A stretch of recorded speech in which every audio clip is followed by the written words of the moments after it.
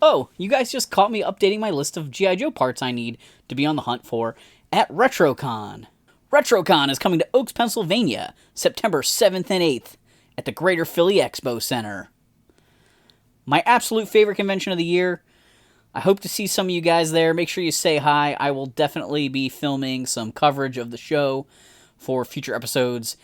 I teased that I was going to do a modern toy unboxing, but I'm actually going to talk about New Jersey Collectors Con, which I attended today on the day I'm filming this, but over the weekend.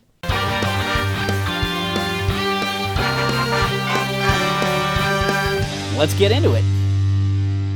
NJCC is one of the oldest toy shows that I've attended.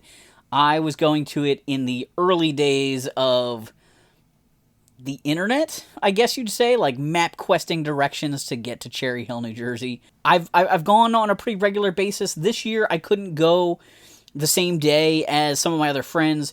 I had stuff going on yesterday, but I did make it out on Sunday and did get to see some of my friends that were there for the entire time, and I always enjoy going and checking it out. I do feel like the show has gotten a little bit smaller. They went to 2 days for a while, and they've made the Sundays G.I. Joe themed for the past couple of shows.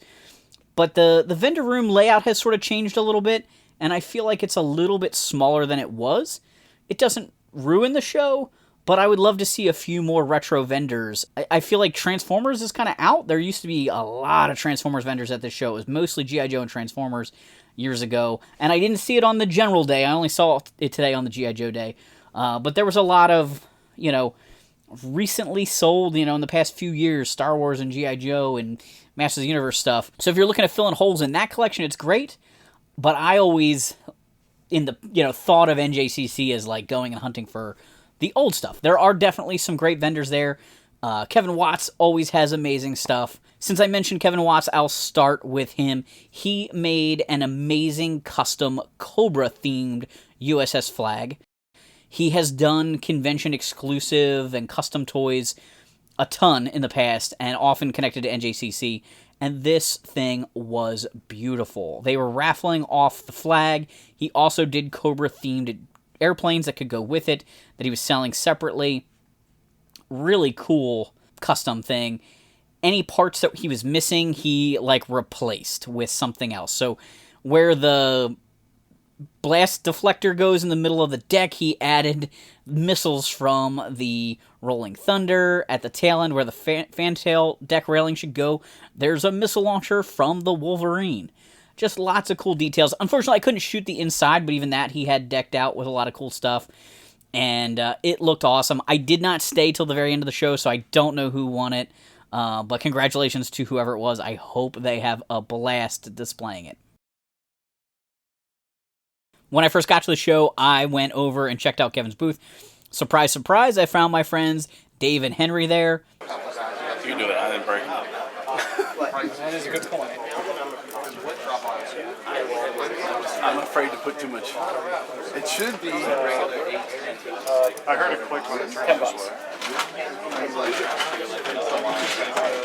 way. They were checking out a launcher from the recalled Roadblock. If you guys don't know, in the 90s there was a Roadblock who was going to have a wind-up disc launching accessory. Some figures were released, but the spring was too powerful, and they recalled it, and he was just released with regular missile launcher weapon and, that kind of stuff. The accessories, his knife and his launcher with the discs, are very hard to come by, and everyone was trying to be really careful, but to test to see if it would work without breaking it. It was kind of a fun moment there as Henry and Dave were checking out some of Kevin's amazing wares. The first two things I picked up at the show are G.I. Joe themed, and they were dirt cheap. I picked up 2 little accessories out of a junk bin. That's one of the things I do like at conventions and toy shows, is digging through bins looking for accessories and parts. I got a Fun School Max. So if you know Spearhead and Max from G.I. Joe, they were released in the Fun School line in India and Russia, and they made him look like the Night Force version of Spearhead, but he came with an orange Max and an overly bright Max, and he's rubbery, which is super weird. I have a loose Spearhead, but I wasn't sure if I had Max. And I picked up this black Major version of Timber. This is kind of cool. It's, you know, a custom or a bootleg kind of boutique product, but it has a nice paint app with, like, these black lines down his back. I thought that was really cool, and for a buck, you know, obviously I know it's not an original timber. It did make me think of the prototype timber that they were going to release in the 97 Commando pack, or 98 Commando pack, before they realized they didn't have the version 2 Snake Eyes molds. So that's what it kind of made me think of. I don't know if this is an homage to that for sure, but that was one of the reasons why I wanted to grab him. I had a brief break in filming, and I found out that my buddy Henry won the custom aircraft carrier, so that's really cool. I met a customizer at the show who makes classified scale vehicles. He goes by the name I Wasn't Playing With My Dolls Again on Instagram. He had a G.I. Joe APC for classifieds. It was huge and amazing. He even took the top off so you could see inside. It was phenomenal.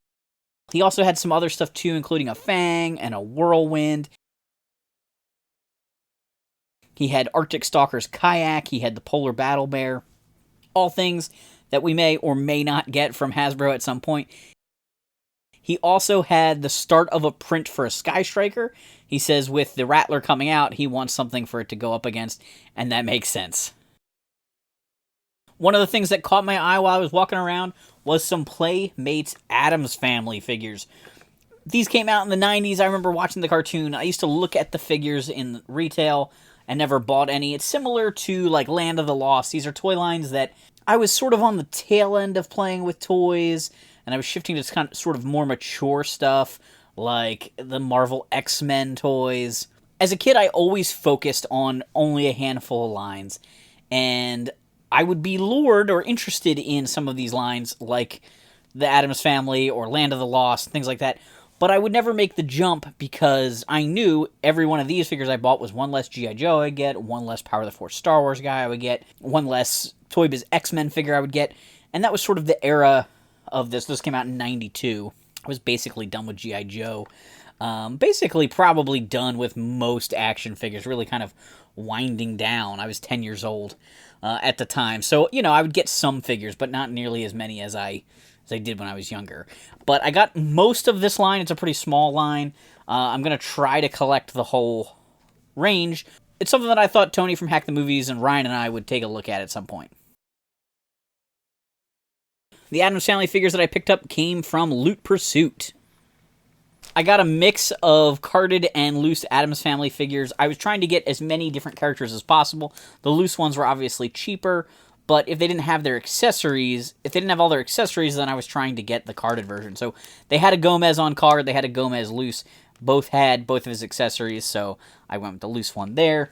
In the case of the grandmother, she was missing an accessory on their loose version, so I bought the carded one. Every year at NJCC, I get a chance to meet up with Carson from 3D Joe's. I admire Carson so much. The work he has put into preserving the legacy of G.I. Joe and the work the design team did is phenomenal. His art book is great, and he just finished up the Digipack. This is a DVD set containing several interviews with these different people like Ron Rudat, and I'm blanking on the names. But all the guys in Operation Recall, all the guys that worked on the G.I. Joe brand, there's like 10 hours of interviews here, and I'm really looking forward to getting a chance to watch this. So I didn't have to wait for this to get shipped. Carson checked me off of his list of people that had bought it already and handed it to me right at the show, which was fantastic. I love that the DVD set comes in what looks like the vintage Pocket Patrol, the little thing you'd clip on your belt to hold some G.I. Joes. Inside, when you open it up, it contains some Joes. These all represent various members of the design team.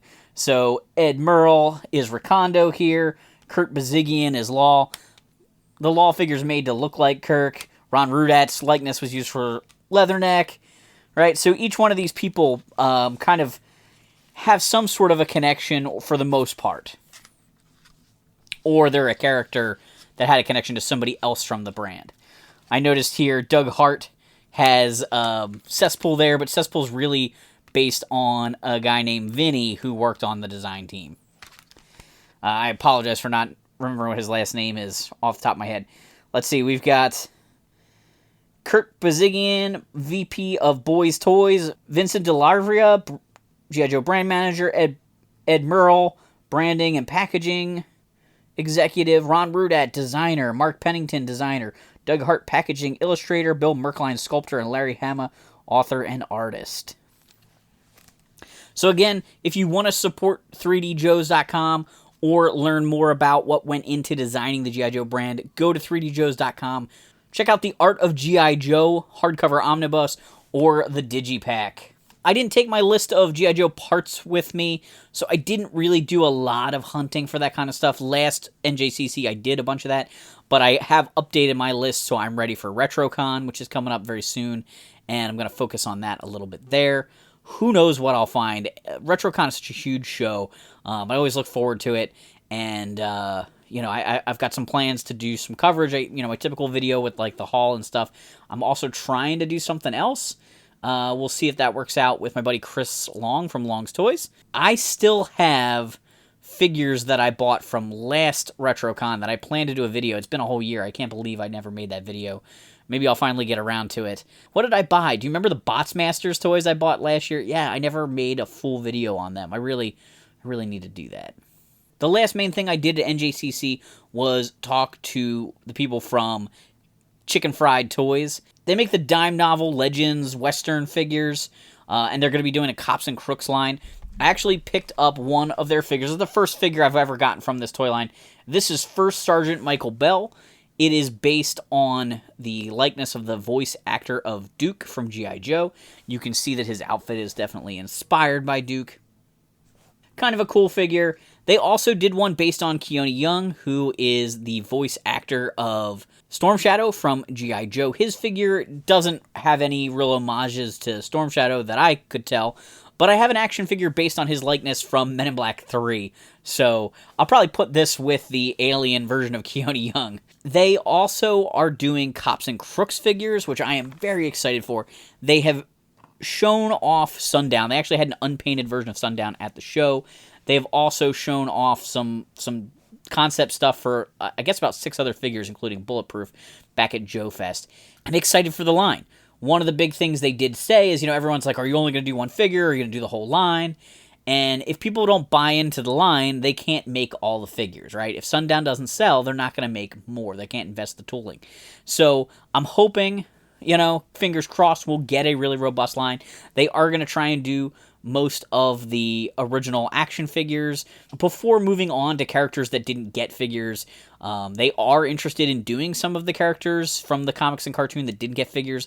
They're also interested in some of the unreleased third series figures because there's some great designs and great concepts. They are doing their version. These are not perfect versions, perfect recreations of the vintage figure. They're their style. So that was one of the things that the guy was talking about to me, that they're probably not going to give everybody a unique backpack. Like Sundown doesn't come with a backpack because it really wasn't that important to his character, right? He's a cowboy. The bolo launching thing just isn't that important. He also talked about how they have to be smart with tooling and make good decisions there. So, there's just some changes. He was telling me about a change they're making with Bowser and Blitz, and I don't know if he really wanted that, out in the public, but they have some ideas there that they're going to kind of make it their own a little bit. Whether that's good or bad, we'll have to, see how the general Cops and Crooks fans react. But people are hungry for the Cops and Crooks brand. It's one toy line that comes up a lot and really hasn't gotten a ton of love. So I'm excited to see what they do with it. He was also telling me about some of the other things that they have tried to work out or are working out. They do a lot of celebrity faces in their toy line. Apparently Richard Karn, the guy who played Al Borland from Home Improvement, has signed off, and he's going to be a Carpenter figure from the toy line. So depending on how that turns out, I might have to pick that up because I'm a big Al Borland fan. And an action figure that comes with some tools, even if they are sort of historical, they won't be power tools, but Carpenter tools from that era. I wonder how they'll do his shirt, because he should be wearing a plaid shirt, but I don't know if that's historically accurate for that time period. So I'm interested in seeing that figure. Again, kind of a cool concept, and we'll see how it turns out. So it was another successful NJCC. I had a great time getting to walk around with Dave and catching up with him. Some of my friends that I don't see very often. Dave lives in Maryland, so we don't get to hang out unless we go to conventions. I didn't go to Joe Fest this year. Dave definitely does more traveling for shows than I do. He's single, makes it a little bit easier. I definitely have more obligations now than I did in the past. So, going to Atlanta is a bigger challenge. And obviously I had a scheduling conflict with my family this year, and I'm not even really sure about next year. Dave's not sure if he's coming up to RetroCon or not, so we'll see whether we get to hang out there or not. But Henry will be there, of course, and just really looking forward to that convention. There's so much good stuff to see at RetroCon, with the Cybertronic Spree doing a concert at night. They're having an anniversary screening of The Last Starfighter. Lots of guests, actors from The Last Starfighter. Michael Bell, the voice actor of Duke and Prowl, is going to be there. More people than I can mention. Check out retrocons.com for more information. But it is a show that you can't miss if you are in the Delaware, New Jersey, Pennsylvania area, and maybe even further. In the comments down below, let me know if you've collected any of the Dime Novel Legends action figures. What do you think of that line? They're also doing some kind of interesting things with a cowboy Santa Claus and some Krampus-type things. They really are eventually expanding, and Cops and Crooks will be more sci-fi. So I think that's pretty cool. Do me a favor, hit the like button, subscribe if you haven't done so. If you want to support the channel further, consider joining us on Patreon. Thanks for hanging on the peg with me.